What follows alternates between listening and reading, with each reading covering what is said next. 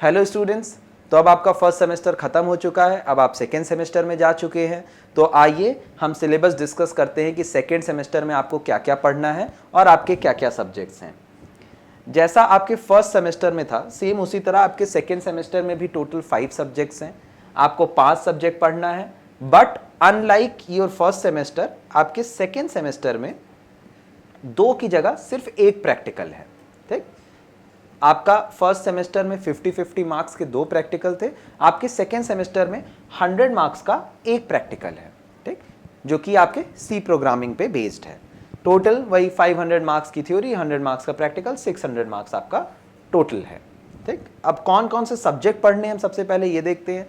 आपका पेपर 1 है सी प्रोग्रामिंग का। सी प्रोग्रामिंग आपने फर्स्ट सेमेस्टर में ऑलरेडी पढ़ रखी है, बट जो फर्स्ट सेमेस्टर में आपने सी प्रोग्रामिंग पढ़ी थी वो सिर्फ बेसिक सी प्रोग्रामिंग थी। उसमें आपको और एडवांस पढ़ना होगा। सेकेंड सेमेस्टर में आके आपको एरेज पढ़ना होगा। आपने फर्स्ट सेमेस्टर में भी एरे का एक इंट्रोडक्शन पढ़ा था, अब इसमें आपको 2D एरे और 3D एरे के बारे में पढ़ना होगा। आपको पॉइंटर्स पढ़ाए जाएंगे, स्ट्रिंग्स बताया जाएगा, प्रोग्रामिंग का पूरा एक स्ट्रक्चर बताया जाएगा। उसके साथ साथ जो सी का प्री प्रोसेसर है उसका भी एक बेसिक इंट्रोडक्शन दिया जाएगा। तो आपका फर्स्ट पेपर हो गया सी प्रोग्रामिंग का। जैसे आपका फर्स्ट सेमेस्टर में था 75 + 25 मार्क्स, बिल्कुल उसी तरह आपका सेकेंड सेमेस्टर में भी होगा। 75 मार्क्स का आपका एक्सटर्नल होगा जो उसको आपको सेंटर पे जाके देना होगा। 25 मार्क्स का आपका इंटरनल होगा जो कि कॉलेज द्वारा कंडक्ट किया जाएगा।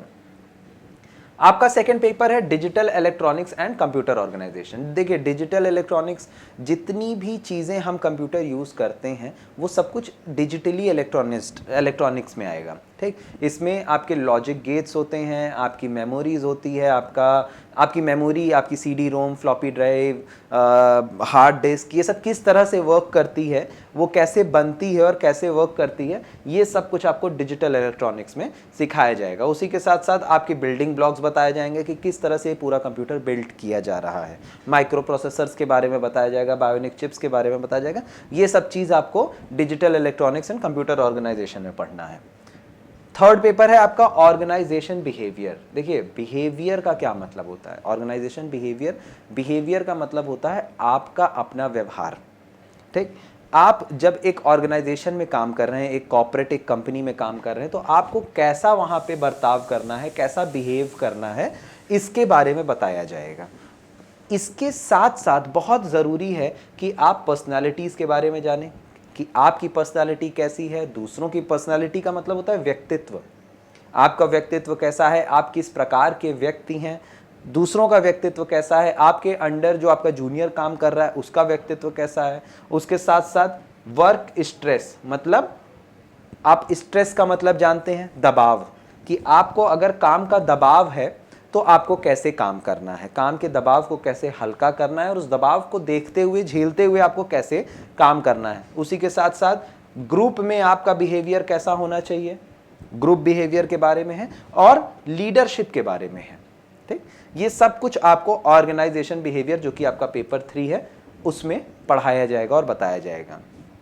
Conflicts in organisation. ठीक, कॉन्फ्लिक्ट्स इन ऑर्गेनाइजेशन, कॉन्फ्लिक्ट का मतलब होता है मतभेद। अगर एक ऑर्गेनाइजेशन है, एक कंपनी है, कॉर्पोरेट है और उसमें मतभेद चल रहा है आपस में, उनके कर्मचारियों के बीच में, उनके एम्प्लॉयज़ के बीच में, तो उसको कैसे रिजॉल्व करना है वो भी आपको ऑर्गेनाइजेशन बिहेवियर में बताया जाएगा। फिर आपका फोर्थ पेपर है financial accounting and management. Financial का मतलब होता है पैसे का लेन देन। ठीक, फाइनेंशियल का मतलब होता है वो कोई चीज़ जो पैसे से जुड़ी हो, और अकाउंटिंग का मतलब होता है लेन देन का हिसाब किताब रखना। ठीक, तो इस सब, जैसा कि मैंने आपको बताया पहले भी, आपको पता होगा कि BCA एक ऐसा कोर्स है जिसमें आपको सिर्फ कंप्यूटर की नॉलेज नहीं, उसके साथ साथ मैनेजमेंट की और अकाउंटिंग की भी पूरी नॉलेज दी जाती है। तो ये आपका जो पेपर है ये बहुत ज़्यादा कॉमर्स के तरफ है, ये कॉमर्स से इंस्पायर्ड है। ये सेम पेपर आपके BBA में भी पढ़ाया जाता है और BCom में भी पढ़ाया जाता है।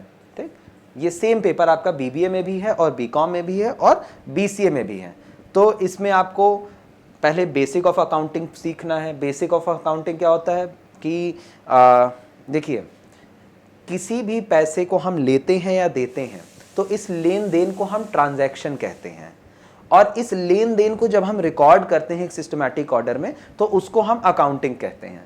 तो अकाउंटिंग क्या होती है, जो ये रिकॉर्डेड आपका लेन देन है, जो ट्रांजैक्शन है, उसको हम स्टेटमेंट कहते हैं, उसका एनालिसिस सिखाया जाएगा। फिर फाइनेंशियल मैनेजमेंट का ऑब्जेक्टिव क्या है, क्यों इसको करना ज़रूरी है, ये सिखाया जाएगा। और साथ ही साथ वर्किंग कैपिटल, कैपिटल का मतलब होता है वो जमा पूंजी जिससे आप अपना बिजनेस शुरू करते हैं, ठीक, या जो आप कमा के फाइनली अपने पास रखते हैं, तो उसको कहते हैं कैपिटल। वर्किंग कैपिटल के कंपोनेंट और कॉन्सेप्ट क्या होता है ये बताया जाएगा। बेसिकली ये पूरा का पूरा एक तरह से आपको बिजनेस अकाउंटिंग और अकाउंटेंट बनने की ट्रेनिंग दी जाएगी। फिर जैसा कि आप सबको पता है, लास्ट सेमेस्टर में भी था, इसमें भी है मैथमेटिक्स, बट लास्ट सेमेस्टर में वो मैथमेटिक्स नाम से था, इस सेमेस्टर में सेकेंड सेमेस्टर में वो डिस्क्रीट मैथमेटिक्स नाम से है, ठीक।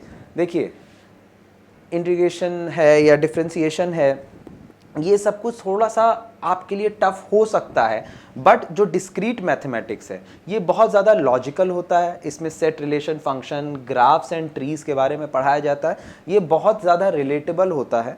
तो अगर आप इसको पढ़ेंगे तो ये एक्चुअल मैथमेटिक्स से बहुत आसान लगेगी आपको और बहुत ज़्यादा प्रैक्टिकल लगेगी देखने में। तो ये मैथमेटिक्स एक तरह से कहा जा सकता है कि बीएससी लेवल के मैथमेटिक्स से बहुत ज़्यादा आसान होती है।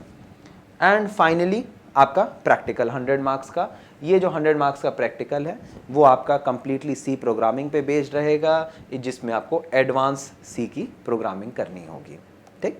तो उम्मीद करता हूँ कि ये सेकेंड सेमेस्टर का आपका सारा सिलेबस आपको बहुत अच्छे से समझ में आ चुका है। अगले वीडियो से हम topic wise topic, subject by subject इसकी क्लासेस शुरू कर देंगे। तो उस क्लासेस से जुड़े रहने के लिए आप हमारा चैनल सब्सक्राइब करें, और अगर आपको पसंद आया हो तो इस वीडियो को लाइक करें। और अगर आपको कोई भी सवाल हो तो आप मुझसे यहाँ नीचे कमेंट पे पूछ सकते हैं, मैं ट्राई करूँगा कि हर एक इंसान का जवाब दे सकूँ। Thank you.